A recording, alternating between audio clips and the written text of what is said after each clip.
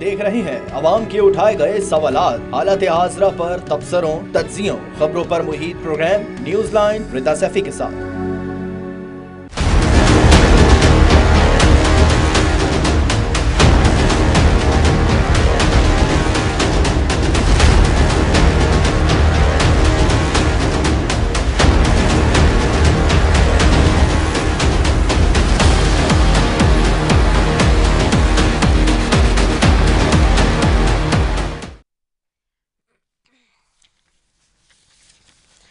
अस्सलाम वालेकुम, मैं हूँ रिदा सैफी। नाजरीन, पाकिस्तानी सियासत में बोलचाल तो कोई नई बात नहीं, लेकिन इसकी ऐसी बदतरीन सूरत हाल पाकिस्तान की तारीख में देखने में नहीं आई, जिसके बाइस पाकिस्तानी सरकारी इदारों में बदनज़मी और खींचातानी के बाद अब अदालत उज़्मा में भी बहरान खड़ा हो गया है। अदालत उज़्मा के जजेस ने चीफ जस्टिस के इख्तियारात पर सवाल उठा दिए। सुप्रीम कोर्ट के 2 मौजूद जजों ने नुक्ता उठाया था कि चीफ जस्टिस के इख्तियारात को रेगुलेट करने की जरूरत है, क्योंकि पूरी अदालत को सिर्फ एक शख्स के फैसलों पर नहीं छोड़ा जा सकता। आज इलेक्शन के केस से मुतालिक अदालत में क्या कार्रवाई हुई, उसका खाका सामने पेश करते हैं। साफ शफाफ इंतखाबात इलेक्शन कमीशन की जिम्मेदारी है, जस्टिस मुनीब अख्तर ने कहा। जब अदालत ने हुक्म नहीं दिया, इलेक्शन कमीशन ने तारीख कैसे दी? जस्टिस जमाल मंदुखेल ने वाज़ेह किया। चीफ जस्टिस पाकिस्तान ने जारी नहीं किया, फैसला ही नहीं था तो सदर ने इलेक्शन की तारीख कैसे दी? क्या इलेक्शन कमीशन सदर मुमलिकत की दी गई तारीख बदल सकता है? चीफ जस्टिस का सवाल। चीफ जस्टिस ने रिमार्क्स दिए कि अदालती कार्रवाई किसी को फायदा देने के लिए नहीं है, 4 जजेस का फैसला ही ऑर्डर ऑफ द कोर्ट है, जस्टिस जमाल ने कहा। चीफ जस्टिस ने कहा, पहले हम इलेक्शन कमीशन को सुनेंगे, आप तमाम लोग पीडीएम की नुमाइंदगी कर रहे हैं और आज चीफ जस्टिस के इख्तियार में कमी का फैसला कर लिया गया। कल असेंबली में पेश की जाने वाली करारदाद में क्या मुतालबा किया गया, आइए आपको सुनवाते हैं। ये ऐवान सियासी मामलात में अदलिया की बेजा मदाखलत को सियासी अदम इस्तेकाम का बाइस समझता है। ये ऐवान सुओ मोटो केस 1/2023 में 4 जज साहिबान के फैसले और राय की तायीद करते हुए इस पर अमल दरामद का मुतालबा करते हुए ये तवक्को रखता है कि आला अदलिया सियासी और इंतज़ामी मामलात में मदाखलत से गुरेज करेगी। ये ऐवान करार देता है कि इलेक्शन कमीशन एक आज़ाद, खुद मुख्तार आइनी अदारा है जो आइन के आर्टिकल 218 के तहत शफाफ और आज़ादाना इंतखाबात कराने का पाबंद है। इलेक्शन कमीशन के आइनी इख्तियारात में मदाखलत न की जाए और इलेक्शन कमीशन को उसकी सवाबदीद के मुताबिक साजगार हालात में इलेक्शन का इनेकाद कराने दिया जाए। दूसरी जानिब साबिक वज़ीर आज़म दूसरी जानिब हुकूमत ने अदालत में इलेक्शन ना करवाने की वजूहात बयान की हैं। उनमें से बुनियादी वजह है कि पाकिस्तानी हुकूमत जवाल पजीर है, जबकि इलेक्शन कमीशन का कहना है कि अगर फंड्स मिल जाएं और इलेक्शन के कामों में मुआवनत भी मिल जाए तो हम इलेक्शन कराने को तैयार हैं। इस पर बात करते हुए आज अदालत ने के तहरीक इंसाफ के रहनुमा फवाद चौधरी ने कहा कि इन तमाम बातों से हुकूमत सिर्फ चाहती है कि आवाम को इलेक्शन प्रोसेस से दूर रखा जाए ताकि अपनी मर्जी की नामजदगियां हो सके। क्या कहना था, ये सुनते। हुकूमत का जो बुनियादी क्लेम है वो यही है कि इलेक्शन के लिए हम इसलिए नहीं करा सकते कि पाकिस्तान बहैसियत रियासत जो है वो कोलैप्स कर चुका है और ये हम नहीं कर सकते। इलेक्शन कमीशन ने कहा है कि अगर आप असिस्टेंस दे दें और हमें पैसे दे दें और असिस्टेंस दे दें तो हम कराने के लिए इलेक्शन जो है वो तैयार है। उसके बाद चीफ जस्टिस साहब ने उनसे पूछा कि ये 6 अक्टूबर की आपको 8 अक्टूबर की तारीख आपको किसने दी, कहाँ से ये आपके ऊपर नाजल हुआ कि 8 अक्टूबर को जो है वो हम कर लेंगे?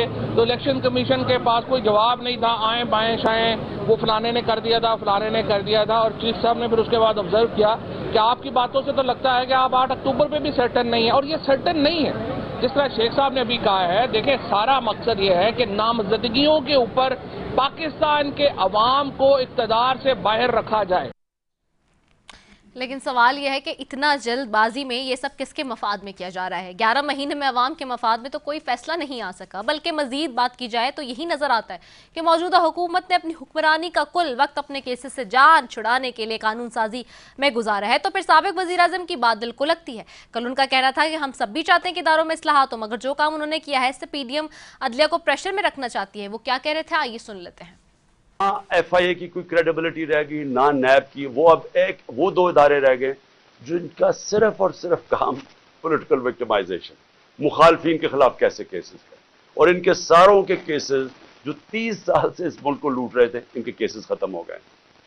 तो इन्होंने जो आज ये जो एक अदालत को प्रेशराइज, सुप्रीम कोर्ट को प्रेशराइज करने के लिए चीफ जस्टिस को किया है, सारी कौम आज, जबकि वो हम सब चाहते हैं कि अदालतों के अंदर रिफॉर्म्स हों, लेकिन इनकी नीयत के ऊपर आज सारी कौम समझ गई है कि इनका सिर्फ मकसद है इलेक्शन से भागना, और इनकी सारी जो चालें हैं अब चल रही हैं, और इनके साथ हैंडलर्स मिले हुए हैं। मुझे अफसोस से कहना पड़ता है कि जो अपने आप को न्यूट्रल कहते हैं वो इनके साथ जाके खड़े हो गए।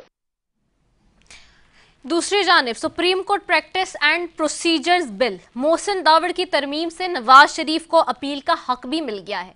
अब वो जो कि एक साबिक अदालतों से मफरूर एब्सकॉन्डर्स, कोई एब्सकॉन्डर है, कोई मुजरिम है, वो सारे भी अब अपील के हक में जा सकेंगे। और साथ ही चीफ जस्टिस का इख्तियार महदूद करने की जो कानून साजी की है उसकी टाइमिंग पर सवालिया निशान उठ गया है। सदर आरिफ अलवी ये कहते हैं कि supreme court practice and procedure bill 2023 पर एतमाद में लेने की ज़रूरत है सुप्रीम कोर्ट को, क्योंकि इससे आइन और अदलिया स्ट्रेट अवे जो है वो मुतासिर हैं। साथ इसके अलावा जी बिलावल साहब ने आज कहा फ्लोर ऑफ द हाउस के वजीर आजम साहब, अगर आइन तोड़ा गया है तो आपको किस केस कायम करना चाहिए। तहरीक अदम एतमाद के जवाब में उस वक्त के स्पीकर, वजीर आजम और मौजूदा सदर ने आइन तोड़ा, हम साल भर से हाथ पर हाथ धरे बैठे लेकिन कुछ नहीं हुआ। लेकिन एक सवाल अब ये भी उठ रहा है और पूछा जा रहा है कि वो सुमोटो नोटिस जिसके बुनियाद पर ये 11 महीने पहले हुकूमत कायम हुई, वजूद में आई, आज उसी सुमोटो पे इस हुकूमत ने तरमीम लेकर आके उसको कर्ब करने की कोशिश की है और अदलिया के हाथ बांधने की कोशिश की है।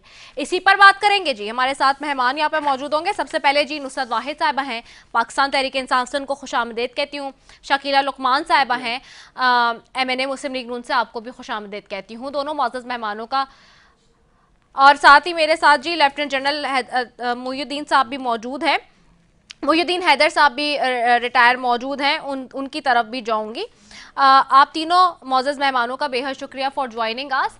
सबसे पहले तो मैं बात कर लेती हूँ जी लेफ्टिनेंट जनरल मुइनुद्दीन हैदर साहब से। मुइन सर, ये जो चूँकि जैसे होता है आप बेहतर तरीके से इसको बता भी सकते हैं, देख रहे हैं काफ़ी अरसे से आप देख रहे हैं इस मुल्क की सियासत, उतार चढ़ाव भी देख रहे हैं, लोग सवाल कर रहे हैं, अब सवाल ज़्यादा आम है चाहे सोशल मीडिया हो या आम बैठक हो उस पर, कि जी वो सुमोटो केस का इख्तियार जो कि जो इस हुकूमत की फॉर्मेशन का असल बुनियाद बना, आज उसी पे मौजूदा हुकूमत सवाल उठा रही है और उसको कब करने के लिए तरमीम भी ला रही है और असेंबली से मंजूर भी करवा रही है supreme court practice and procedure bill 2023, जबकि पार्लियामेंट के अंदर इस वक्त जिस पार्लियामेंट से इसको अप्रूव करा रही है, मंजूर कर रही है, उसके अंदर 324 की का ऐवान है और उसमें इस वक्त सिर्फ और सिर्फ 123 या 24 मेंबरान हैं। जी देखिए, बात यह है कि सुमोटो नोटिस तो बड़े अरसे से पाकिस्तान में चला आ रहा है और सुमोटो के तहत नोटिस के तहत बहुत बड़े बड़े फैसले किए गए हैं। और आज अगर ये सुमोटो नोटिस किसी को सूट नहीं कर रहा तो उसके लिए इतनी उजलत में और एक कटे फटे आह्वान में उसको इतनी स्पीड से इस ऐसे लेजिस्लेशन को पास करना और इसको सुमोटो को खत्म करना, मेरे ख्याल में इसकी टाइमिंग मुनासिब नहीं है और इसके ऊपर अपने वक्त पे डिबेट होनी चाहिए। और इसमें क्वाइटली जो सुप्रीम कोर्ट की बार काउंसिल है और सुप्रीम कोर्ट के इवन जजेस रिटायर्ड और दूसरे हैं, उनसे मशावरत भी करनी चाहिए और तरीका निकालना चाहिए। लेकिन इस वक्त ये महसूस ना हो कि कोई बेनिफिट लेने के लिए या कोई किसी चीज को बचाने के लिए इस वक्त ये उजलत के अंदर ये कानून साजी की जा रही है। और बेसिकली ये जो है जाहिर है कि जजेस से इस पे कन्फ्रंटेशन पैदा होगी। पहले ही कन्फ्रंटेशन और कंफ्यूजन और बहुत स्प्लिट मौजूद है, तो ये इस खलीज को और बढ़ा देगी। राइट, इस खलीज को और बढ़ा देगी। नुसरत वाहिद साहबा आपकी तरफ आती हूँ। नुसरत वाहिद साहबा, ये जो ऐवान कर रहा है तरमीम और अब तो कसरत राय से मंजूर भी हो गया आज कौमी असम्बली में प्रैक्टिस एंड प्रोसीजर बिल, तो कल चूँकि ये पेश किया गया और मरियम औरंगज़ेब साहिबा उसको पेश करी थी, वज़ीर कानून साहब ने पहले इस पर इजहार राय किया, इसको कमेटी को बिल भेजा, कुछ तरमीम तजवीज़ की और फिर उसके बाद इस इस्लाहात के हवाले से कमेटी की रिपोर्ट में या ऐवान में पेश करके इसको चेयरमैन कमेटी महमूद बशीर वक्त ने पेश भी किया और फिर इसको पढ़ा गया जिस तरह मरियम औरंगज़ेब साहिबा ने इसको करके पास कराया। तो अब आप ये जो सारे सिचुएशन देख रहे हैं, आप लोग असेंबली में इस वक्त नहीं है, क्या आप लोग को नहीं लगता कि अगर असेंबली में होते तो इसको अपोज करने की या इसको रोकने की या इसके अंदर कोई जो तरमीम है उसके हवाले से या अपने इनपुट दे हो सकते थे। अब बाहर बैठ के तो बिल्कुल भी कुछ नहीं कर सकते। बिस्मिल्लाहिर्रहमानिर्रहीम, बहुत शुक्रिया रिदा अपने प्रोग्राम में बुलाने का। देखें, इम्पॉर्टेंट बात यही है, जो हम लोगों से करवाई गई चीज़ें अगर उस वक्त हम लोग ना निकलते और वहीं पे होते तो सबसे बड़ी पाकिस्तान की अपोजिशन हिस्ट्री में होती वहाँ पे बैठी हुई, और फिर सवाल ही पैदा नहीं होता था कि ये जो नैब की तरमीम और दूसरी तरमीम जिसमें 49 करोड़ तक की आप करप्शन कर सकते हैं और वो करप्शन नहीं होगी, या उसके अलावा अपने माँ बाप, बहन भाई, बेटे बेटी, फला फला फला जिसके नाम मर्जी जायदाद करने आपसे नहीं पूछा जाएगा, सिर्फ आपकी जायदाद के बारे में आपसे पूछा जाएगा। तो ये वाली सारी चीज़ें हो नहीं सकती थी अगर हम लोग वहाँ पे होते। जाहिर है कि वहाँ से निकल के जब रियलाइज़ किया प्राइम मिनिस्टर इमरान खान ने कि ये गलती हुई है, हमें वहाँ पे होना चाहिए ताकि हमारा अपोजिशन लीडर हमारा हो, ताकि जो भी चीज़ें आगे चल रही हों, बन रही हों, कुछ भी हो रहा हो तो उसमें हम लोगों की अपनी से हो। क्योंकि इस वक्त जो अपोजिशन लीडर हैं फरमाते तो वो यही हैं कि पीटीआई के हैं, लेकिन वो एक्चुअली पीटीआई के नहीं है और नून लीग के उसके झंडे के नीचे वो इलेक्शन लड़ना चाहते हैं अगला। तो इन हालात में आप बताइए वो किस तरह ये चीज़ें सही हो सकती हैं, जो जाहिर है बेइंतहा हमें कहा जाता था कि ये ऑर्डिनेंस फैक्ट्री लगी हुई है, यहाँ पे हर रोज सदन ऑर्डिनेंस भेज देते हैं और चेंज हो जाता है और ये फलानिम का। आप इनके देखें कि इन्होंने कितनी तेजी से सारे लॉज चेंज किए हैं, सारे वो जिसमें इनको फायदा हो, जिसमें इनकी करप्शन छुप जाए, जिसमें इनको माफ कर दिया जाए। 1400 अरब 1100 अरब रुपए की करप्शन जो ये मुल्क इस वक्त दाने दाने को तरस रहा है, गंदम के और रोटी के लोग तरस रहे हैं कि एक वक्त का खाना उन्हें मिल जाए, लेकिन वो करप्शन के पैसे उनके पास हैं, वो दुनिया की बड़े से बड़े बैंक में मौजूद हैं। वो बिल्कुल उस बात पे राजी नहीं है कि पाकिस्तान की जो ज़बूहाली है उसको किसी ना किसी तरह कम किया जाए, कुछ नहीं तो अपने उसमें से हाफ ही लेके आ जाए पाकिस्तान के अंदर। तो मुझे लगता है कि ना हमें IMF के पास जाना पड़ेगा, ना हमें कहीं और जाना पड़ेगा, और पाकिस्तान जो है बाकायदगी से तरक्की की तरफ गामजन हो जाएगा। लेकिन मकसद ये है कि इनका क्या मकसद है? इनका मकसद ये नहीं है, इनका मकसद पाकिस्तान को डिफॉल्ट करवाना है, इनका मकसद पाकिस्तान को तबाह करना है। क्योंकि देखें जैसे डॉलर की कीमत बढ़ती जाएगी, चूंकि इनकी सारी जायदादें बाहर हैं तो इनको फायदा होता रहेगा, पाकिस्तानी रुपया नीचे गिरता जाएगा, उनकी जायदादों की कीमत बढ़ती जाएगी, उनका पैसा बढ़ता जाएगा। डॉलर कहाँ से कहाँ पहुंच गया, जिस बात के ऊपर हम शोर मचाते थे, आप देखें जो 160 रुपए 10 kg मिलता था वो इस वक्त 260 और 360 कितने में पहुंच गए। हर चीज बेइंतहा महंगी, 100% से ज्यादा चीजें जो हैं वो इस महंगी हो चुकी हैं। अब मैं हमारे जैसे हम लोगों ने जैसे फ्रूट का अभी तक बाइकआउट किया हुआ है, क्योंकि हमारा ख्याल ये है कि फ्रूट तो यहीं पे उग रहे हैं ना, वो तो बाहर से नहीं आ रहे, तो जो चीज यहाँ से उग रही है वो क्यों इतनी महंगी हो रही है, क्यों गरीब की दस्तरस से बाहर हो रही है। तो जब से रमजान शुरू हुआ है हम लोगों ने फ्रूट नहीं मंगवाया है, उसकी बाकायदगी से हड़ताल की भी है इस घर ने। तो इसी तरह अगर सब लोग करेंगे ना चीजों की बाइकआउट कर देंगे, नहीं हम ये नहीं लेंगे या हम ये नहीं लेंगे, तो अब यकीन कीजिए चीजें ऑटोमेटिकली नीचे आना शुरू हो जाएंगी। अब मसला ये है कि हम लोग उतावले इतने कि हमें हर चीज चाहिए होती है, हर चीज चाहिए होती है और फौरन चाहिए होती है। जब आपको फौरन चाहिए होगी तो चीजें कम नहीं होंगी, चीजें राइट। ओके, वेरी वेल, अब वेरी वेल सेड, आपका व्यू पॉइंट आ गया। शकीला लुकमान साहब, एक सेकंड जी जी, कहाँ उस आदमी ने 10 लाख का सेहत कार्ड दिया और कितनी इज्जत से लोगों को बुला के 12-12 हजार स्कूलों में बिठा के खवातीन को दिए जाते थे, और कहाँ इन्होंने 10 किलो आटे के पीछे कम से कम 8 से 10 लोग तो मार दिए अभी तक। तो क्या कर रहे हैं ये लोग? सिर्फ अपनी खुद नुमाई के वजीर आजम साहब जाएं, उनको सजा सजाए कमरा मिल जाए और करके आ जाएं। इस तरह नहीं होता। हुकूमत चलाने के लिए बहुत बड़ा दिल जिगरा करना होता है, अपने आप को मारना पड़ता है, तो कहीं जाके हुकूमत अच्छी चल सकती है। दिलों में जगह इस तरह नहीं बनती भाई 10 किलो आटा देके। ओके, शकीला लुकमान साहिबा आपकी तरफ आऊंगी, आपको आवाज आ रही है? जी आ रही है। शकीला लुकमान साहिबा, आप ये देखिए कि वो सुमोटो जिसकी बुनियाद पे रात को 12 बजे अदालत खुली, 12 बजे अदालत खुलती है, 11 महीने पहले चले जाते हैं, ठीक है, 11 महीने पहले का मंजरनामा है।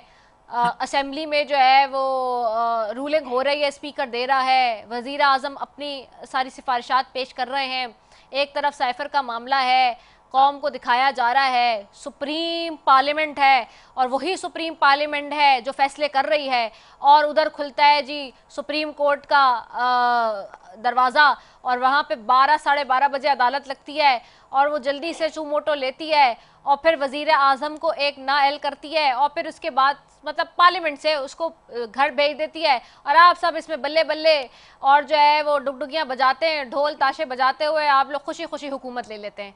और आज अब 11 महीने बाद वही पार्लियामेंट है, वही सुप्रीम, आप लोग अब उसकी सुप्रीमेसी पे बात कर रहे हैं। अब वही सुप्रीम कोर्ट जो सुप्रीम था उस दिन और जिसके इशारे पे आप लोग बल्ले बल्ले कर रहे थे, जिसके सुमोटो पे आप लोग नाच रहे थे, ढोल की थाप पे शादियाने बचा रहे थे और हुकूमत को घर भेजकर आप लोग हुकूमत ले रहे थे, आज 11 महीने बाद वही सुमोटो है, वही चीफ जस्टिस है, वो कह रहा है कि जी प्लीज आप इलेक्शन करा लें, तो आप कह रहे हैं नहीं नहीं नहीं नहीं जी ये तो मराठा बंदियाल है तो इस वजह से इलेक्शन नहीं होंगे, इनके तो फलां से रिलेशन है, इनके तो धमाका से अल्लाह को माने, फॉर गॉड सेक।